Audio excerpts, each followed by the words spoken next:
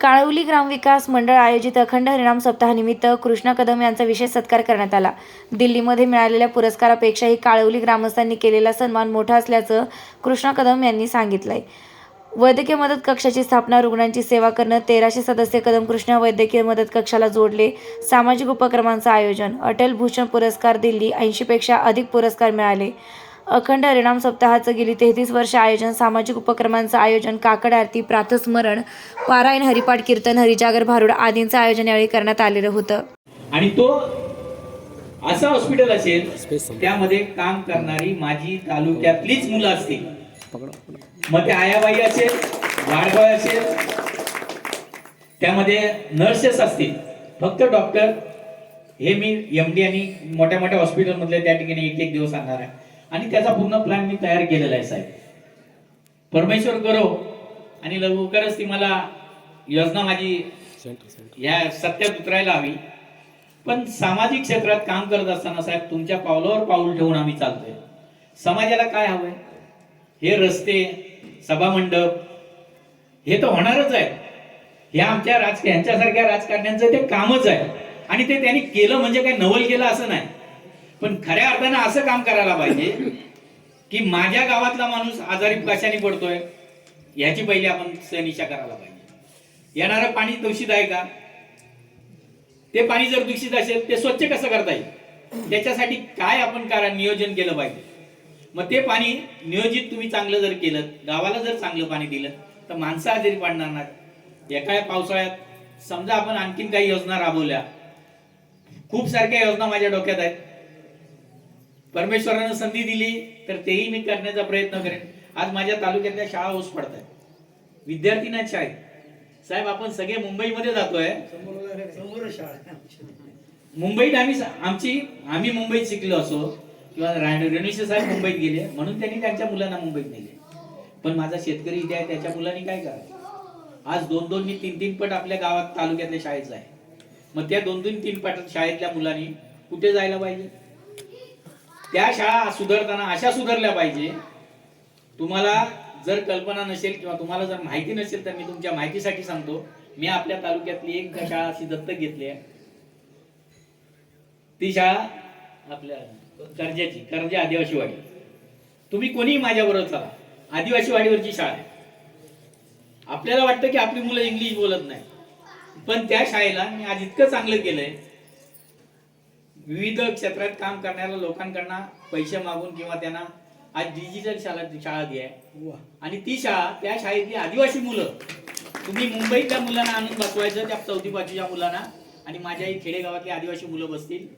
तुम्ही जे सांगाल, जे विचाराल त्या प्रश्नाची उत्तरं त्या मुलांनी दिलेली आहे. तुम्ही सांगाल तो पुन्हा मी भरायला तयार. अशा शाळा तयार करायला पाहिजे. आणि अशा शाळा, असे विद्यार्थी जर आपण घडवले तर खऱ्या अर्थानं आपण आपल्या समाजाचा विकास करू. समाजाचा विकास झाला म्हणजे माझा सभामंडप झाला माझा विकास नाही, रस्ता झाला माझा विकास नाही. विकास करताना आपल्याला बऱ्याच गोष्टी करायच्या आहेत. मी विशेष करून या ठिकाणी ज्या माझ्या माता भगिनी आहेत त्यांना सांगेन, ह्या आताच्या जे अन्न पदार्थ जे येत आहेत ते फार दूषित आहेत. खत बीत घालून आपण जे पिकवतोय त्याच्यामुळे महिलांचे आजार जास्त वाढवलेले आहेत. साहेब आपण प्रत्येक 6 महिन्यांनी या महिलांची आणि इथे राहणाऱ्या पुरुषांची तपासणी करायला पाहिजे. ते एवढ्या करता वेळीच जर निदान झालं तर आपल्याला माणसं वाचवता येतात. जास्त करून महिलांना गर्भाशयाच्या पिशवीचा आजार किंवा स्तनाचा कॅन्सर हे 2 प्रमाण जास्त वाढलं.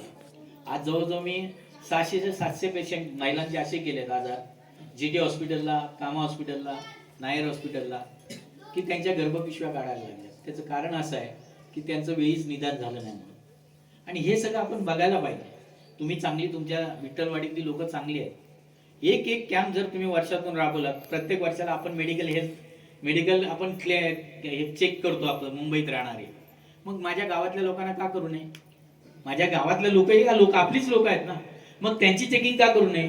आणि त्यांची चेकिंग करून जर एखाद्या बाईला, एखाद्या पुरुषाला तो आजार आढळला, कॅन्सर सारखा म्हणा किंवा अन्य कोणताही आजार, आणि वेळीच, आता हार्ट अटॅकचं प्रमाण जास्त वाढलं, थंडीत जास्त प्रमाणात होतं.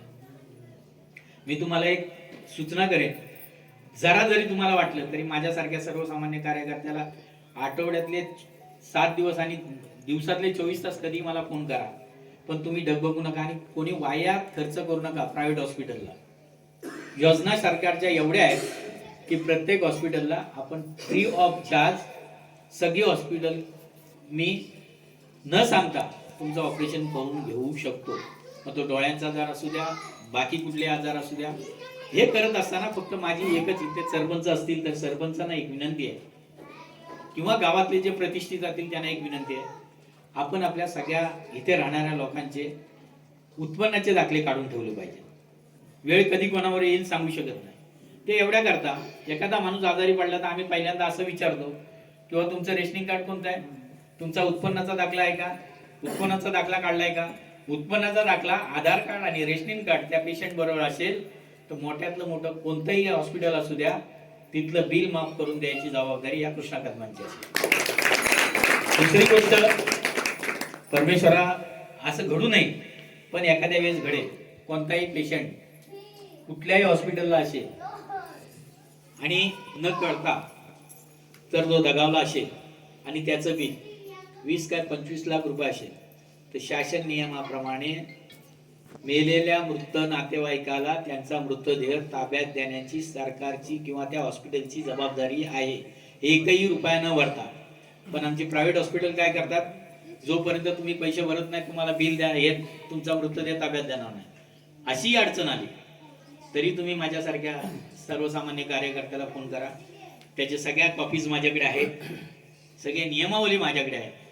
पण फक्त आपण काय, एखादा पेशंट आपला गेला की आपण घाबरतो जरा, किंवा माझ्या पेशंटला काय होईल का, मग ह्यानी नाही मृतदेह दिला तर मी काय करू.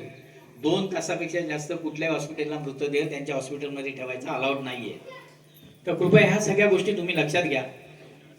आणि मी आता काय बोलणार, मी जे एवढं बोलतो मी सांगितलं सगळं. तुम्ही माझा सत्कार करून मला तुमची सेवा करण्याची जी संधी दिली आहे त्यापेक्षा जास्त माझा मोठ्यापणाने तुम्ही सत्कार केलाय. तुम्ही सगळी मोठी लोक आहात. तुमचा कृपा आशीर्वाद फक्त माझ्या पाठीशी राहू द्या आणि उत्तर काळात अशीच सेवा करण्याची मला तुम्ही संधी द्यावी एवढीच विनंती करतो.